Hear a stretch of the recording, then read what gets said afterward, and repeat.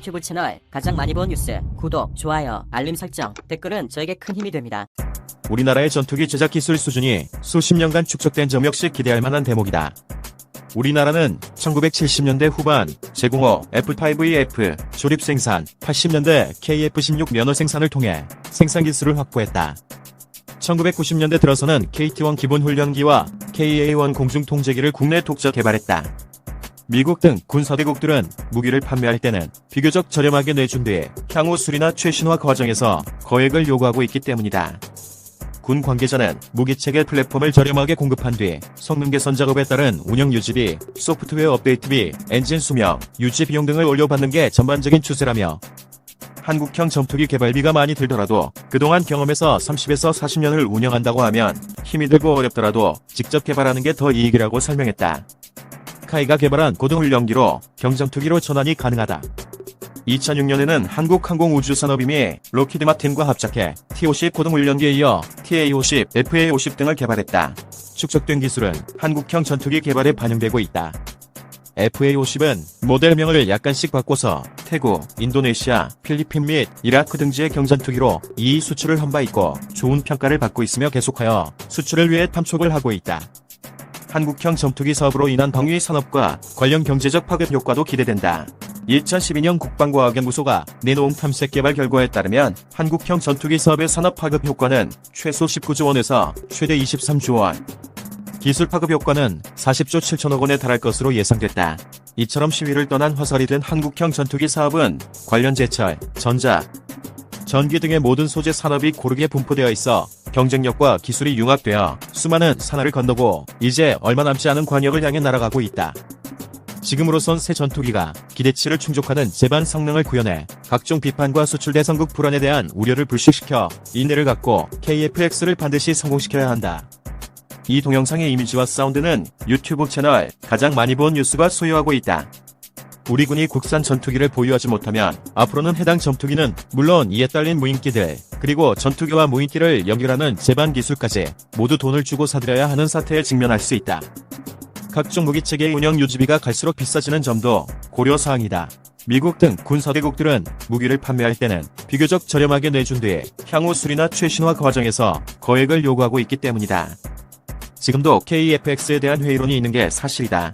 외국의 경쟁 기종보다 성능이 떨어져 전력 증강과 수출 등 경제적 효과를 장담할 수 없다는 것이다. 양산 대수를 축소하고 외국 전투기를 도입하는 게 더 현실적이라는 주장도 나온다. 하지만 KF-X 개발이 국위 차원에서 일거다득이라고 필자는 본다. F4, F5 등 노후 기종의 퇴출이 가속화되면서 2020년대 후반이면 우리 공군은 적정 대수 431대보다 100여 대나 적은 전투기를 운용해야 한다. 그 공백을 외국 기종으로 메우면 초기 비용은 KF-X보다 덜 들겠지만 운영 유지비는 천정부지로 뛸 수밖에 없다. 실제로 해외에서 도입한 전투기들의 정비 및 성능 개량 비용은 갈수록 치솟는 실정이다.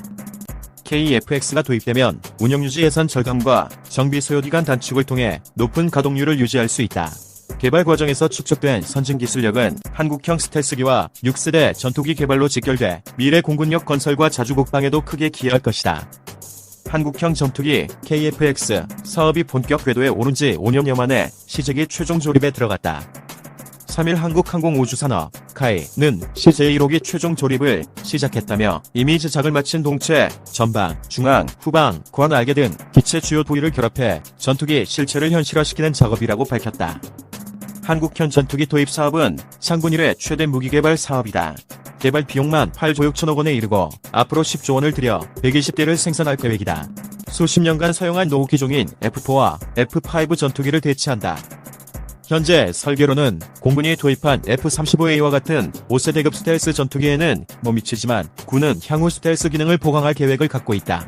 대신 쌍발 엔진 전투기인 만큼 전투 상황이나 엔진 고장 등 사고 발생 시 생존성은 뛰어나다. 전투기 개발엔 우여곡절이 많았다. 미국 등으로부터 핵심 정비 관련 기술 도입이 벽에 부딪히면서 논란이 일기도 했다. 특히 이번 사업에선 지상, 해상, 공중의 다양한 표적을 동시에 탐지, 추적할 수 있는 능동전 자주사식, 위상 배열, 이사, 레이더 국내 개발이 관건이었다. 국방과학연구소가 주관의 개발에 돌입했고 그 결과 지난달 국산 이사 레이더를 기체 앞부분에 탑재하는 시제까지 마무리했다. 방위사업청에 따르면 한국형 전투기의 실물은 내년 상반기쯤 볼 수 있을 것으로 보인다. 시제기가 완성되면 5년간 지상 테스트와 비행 시험 등을 거쳐 2026년부터 배치할 계획이다. 내년에 시험용 전투기, 시제기 1호기가 제작되며 2022년 첫 비행이 실시될 예정이다. 새 전투기는 길이 16.9m, 높이 4.7m, 폭 11.2m로 F-35A 스텔스 전투기보다 다소 크다. 쌍방 엔진 F-414, G400K를 탑재하며 최대 추력은 44,000파운드, 최대 속력은 시속 2200km, 마하 1.8이다. 비행 속력은 마하 1.6, 음속의 1.6배인 F-35A보다 다소 빠르다. 스텔스 기능이 없는 점이 흠이다. 우리 정부가 60%, 인도네시아가 20%, 한국항공우주산업이 20%의 개발비를 분담할 예정인데 인도네시아가 비협조적으로 나오는 게 골칫거리다. 인도네시아 정부는 한국형 전투기 개발비 8조 5천억 원 중 20%에 해당하는 1조 7천억 원을 부담하기로 했지만 2,272억 원만 내고 나머지를 내지 않고 있다. 인도네시아는 더 많은 핵심 기술을 이전해달라며 재협상을 요구하는 것으로 알려졌다. 이 과정에서 인도네시아는 러시아, 프랑스 등과 전투기 도입 협상을 벌이는 등 우리 정부를 애타게 하고 있다. 프라보워 수비안토 인도네시아 국방부 장관은 최근 러시아와 프랑스를 방문해 수호이 Su-35 전투기, 라팔 전투기 등을 구매할 의향을 내비쳤다. 러시아, 프랑스와의 거래를 지렛대 삼아 한국형 전투기 기술 이전과 분담금 할인을 이끌어내려는 인도네시아의 노림수가 엿보이는 대목이다. 최악의 경우 인도네시아가 사업에서 이탈하면 인도네시아 현지에서 제작하기로 예정된 새 전투기 50대가 생산 계획에서 빠진다. 계획한 전투기 생산 대수가 줄어들면 전투기 대당 가격이 올라가 수출 등에 악영향을 미칠 수 있다. 이 때문에 정경두 국방장관이 지난해 12월 인도네시아를 직접 방문해 프라보워 장관을 설득했다. 정 장관은 한국형 전투기 공동개발 사업의 인도네시아 총괄 책임자인 마하푸드 엔데 장관과 만나 사업의 중요성을 강조했다. 이처럼 인도네시아의 비협조로 논란이 커지자 한국형 전투기 사업에 대한 비관 논의 다시금 고개를 들고 있다. 인도네시아처럼 전투기 개발 경험이 없는 국가와 합작하는 것이 애초부터 의미가 없었다는 비판이 제기된다.